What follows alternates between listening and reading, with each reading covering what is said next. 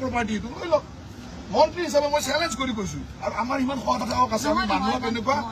বেয়া কাম মানুহৰ কৰা নাই যি কৰিছো ভাল কৰিছো গুণ্ডাজনৰ কথাটো আহিছে কাৰণ হৈছে বিৰোধী পাৰ্টিয়ে এটা পলিটিকেলাইজ কৰি যেতিয়া আপোনালোকে কাম কৰিব পলিটিকেলাইজ নহয় মন্ত্ৰী এগৰাকীৰ বিৰুদ্ধে যেতিয়া অভিযোগ উঠে তেতিয়া সেই কথাটো সোধাটো আমাৰ দায়িত্ব সাংবাদিক হিচাপে সেই কথাটো সোধাটোৰ দায়িত্ব সেই কথাটো আপোনাৰ মালিকক সুধিব পাৰিব নে আপোনাৰ মালিকক সুধিব পাৰিব এতিয়া এই নিউজটো বজোৱাৰ পিছত আপোনাৰ মালিকে ৰাতি মদ খাই তাত আপোনালোকৰ মানুহক অসভ্য ব্যৱহাৰ কৰিব সেইটো ভিডিঅ' ডাইৰেক্ট বজাই দিব পাৰিব মোৰ তাত তেনেকুৱা ভিডিঅ' আছে আপোনালোকৰ মালিকসকলে মদ খাই কৰা অভদ্ৰামী মোৰ তাত আছে বজাব পাৰিব সাহস আছে আছে নাই কওক মোক সাহস আছে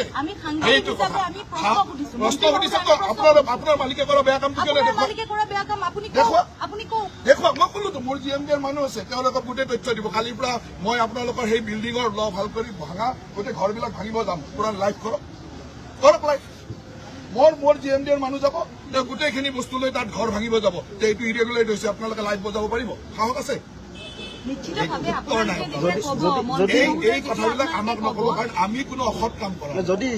সেইটো কামটো হৈছে চৰকাৰৰ কাৰণ আপোনালোকে লগে লগে কব যে ৰাজনৈতিক শত্ৰুতাৰে তেওঁৰ ঘৰ ভাঙিব গ'ল ৰাজনৈতিক শত্ৰুতা সংবাদ মাধ্যমৰ ওপৰত আক্ৰমণ সংবাদ মাধ্যমৰ মানুহৰ ওপৰত এনেকুৱা কৰিছে আপোনালোকে 10টা কথা কব আপোনালোকে বেলেগৰ ডমেষ্টিক ভাইলেন্স দেখুৱাই থাকে আপোনালোকৰ সম্পাদকৰ ডমেষ্টিক ভাইলেন্স কিয় নেদেখুৱায় আপোনালোকৰ সকলোৱে জানে তেওঁ পত্নীক মাৰপিট কৰে তেওঁৰ কন্যাৰ ওপৰত মাৰপিট কৰে তেওঁৰ ডমেষ্টিক ভাইলেন্স আপোনালোকে কিয় নেদেখুৱায় কিমানটো সাহস আছে সেই সাহসটো ৰাখিব ময়ো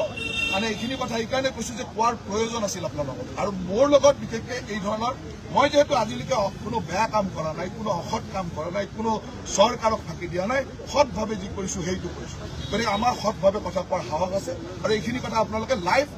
আনকাট বজাই দিব তেতিয়া আপোনালোকৰ সাহস আছে প্ৰতিটো চেনেলক মই কৈছো আনকাট বজাই দিয়ক মই আপোনালোকৰ সকলোৰে প্ৰতি এটা আহ্বান যে মই কোৱা কথাখিনি যদি কিবা অসত্যতা আছে সাহসেৰে বজাই দিয়ক মই পুৰা চেলেঞ্জ ল'ম যে অসত্যতা যদি আছে মই তাক প্ৰমাণ কৰিম অসত্যতা যদি আছে আপোনালোক সকলোকে মই হাত জোৰে অনুৰোধ কৰিছো যে কেতিয়াবা সমগোত্ৰীয় মানুহৰ ওপৰত বজাবলৈ বেয়া লাগে নহয় একে মিডিয়া এতিয়া সমগোত্ৰীয় মানুহৰ ওপৰত কোনো মৰম নাৰাখাকে একেবাৰে সুন্দৰভাৱে বজাই দিবলৈ মই হাত জোৰ কৰি অনুৰোধ কৰিছো ভালকে বজাই দিয়ক আৰু অসমৰ ৰাইজে জানি যাওক যে মই কি কৰিছো প্ৰতিদিনৰ মালিকে কি কৰিছে NKTVৰ মালিকে কি কৰিছে আৰু অন্যান্য কোনে কি কৰিছে তথ্য আমাৰ ওচৰত ৰেডি আছে আৰু মই with document with proper authority লৈ মই কৈছো যে এইকেইটা মই কোৱা কথা